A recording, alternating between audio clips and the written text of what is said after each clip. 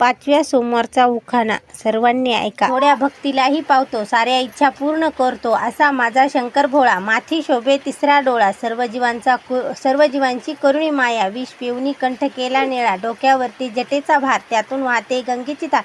गळ्यात शोभे सर्पाचा हार, व्याघ्रांबराचे केले शासन. अंगी शोभे भस्माचे लेपन, राहणे तुझे कैलासावरी.